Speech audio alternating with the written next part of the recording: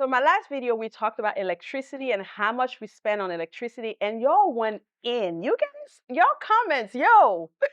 So today, I'm going to address why we spend anywhere from $100 to $200 a week in Gambia on electricity. Let's talk about it.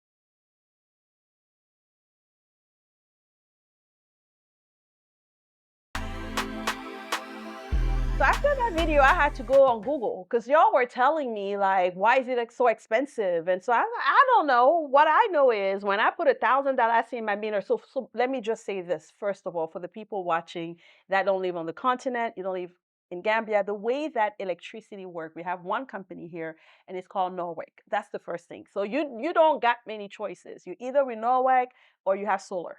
All right, they don't have any competition. So whatever, listen, if you got electricity, it is with Norway. So that's one problem. But here it's pay as you go. So you put $1,000, so whatever that is in US dollars. So let's say you put $10, right, in your meter, and you spend it. And when that's spent, then your light goes out, and you know, oh, I got to go back and put money in the meter. That's how it works. It's a pay as you go system.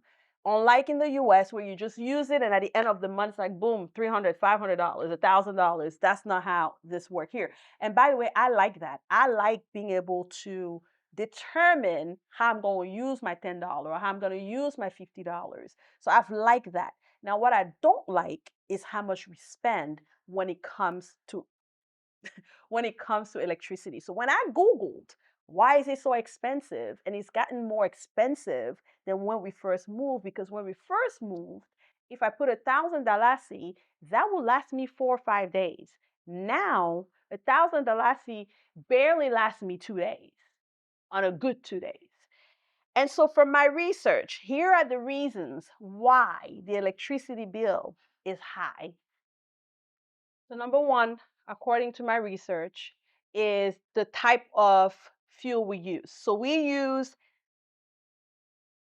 fuel oil and diesel, which means that we got to import all of that and it adds up. So, that's number one. Number two, imported power. So, we are getting our power from neighboring countries. And I know this because there's been times when we haven't had power for 2 days. That's a separate video. And they told us there's an issue, they're working on a line with Senegal or something. So we are getting our power from our neighbors. And so that means that we got to pay the cost, right, for the fuel to get here and all the things. By the way, I'm not an engineer. I'm not none of those things. I am just a girl who lives in the Gambia, who posted on a video how much we spent, and y'all came for me. And I'm trying to simply explain what the Google said and why that is. So feel free to let us know in a comment if you're an engineer and you have better answers than what I could find on Google. The number three reason is hidden deduction. So I noticed that when I put $1,000, I don't get all of it, right? They cut some money off the top. So that's taxes, that's whatever it is, but I don't get the full amount that I should get from my $1,000. And according to the Google, there are things like fixed daily fees, VAT, meter rental fees, and any debt. So apparently, I did not know this. So correct me if I'm wrong in a comment. If you owe, apparently, or if that meter owes, so let's say that you moved into somebody's house and there was already some cost that the people didn't pay off, they are also deducting, or they can deduct from every time you are putting money into your meter. The other thing, and I think you guys were alluding to this, it depends on your house, right? Because if you're living in a smaller house, got your fans on, and maybe one fridge, it is very different than if you live in a 6-bedroom house with 2 freezers, one fridge, irons, ACs, children are opening up the fridge multiple times a day, you are cooking every day. Like, you are washing your clothes with the washing machine. All of that makes a difference. You're turning on the microwave 50 times because your kids are hungry. So consumption also makes a huge difference, guys. And we are a large family. So that would explain why we spend more than your friend or your cousin. It matters, right? All of that matters. The weather, whether it's hot, whether it's cold. So we are now in November and things are getting cooler. which is great because that means that we don't have to turn on the ACs all day. And I will say, guys, the amount that I talked about, our AC is not on every day. When I was in the US, you know this. Your AC is on 24/7 or your heater is on 24/7. That's not what we are talking about. I'm talking about we turn on the AC at night. However, though, even one thing we need to talk about is how old are your ACs unit?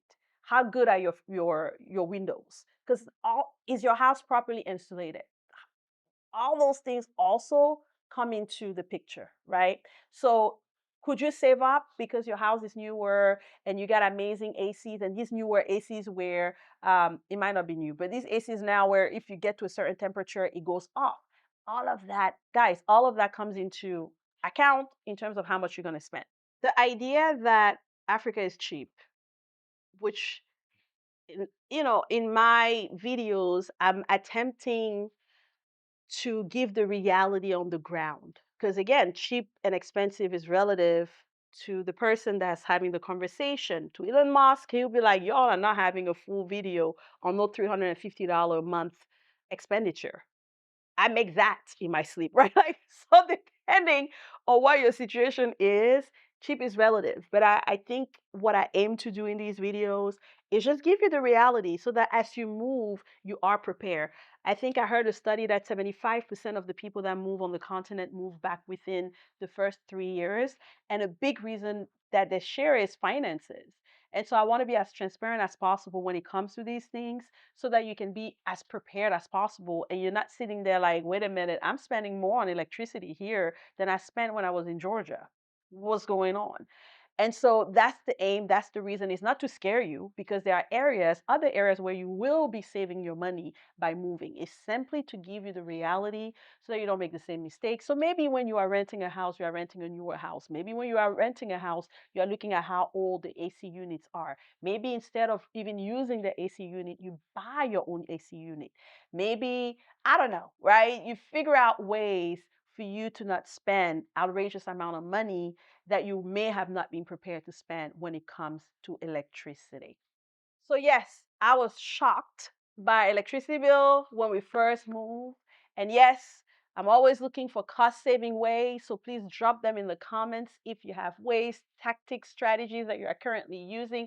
Is this expensive? If you're watching this from any other country on the continent, is this high? Is this not? What are you spending in Nigeria? What are you spending in the UK? What are you spending in the US? Let me know, what is your monthly bill when it comes to electricity? Are we paying too much? Are we paying too little? And what are your cost saving tips? Drop them in the comments so that we can all learn. Thank you guys so much for watching. If you enjoyed this video, make sure you like, comment, subscribe, and share this with somebody that should be considering relocating and making money on the continent. I'll talk to y'all later and have a great day. Bye.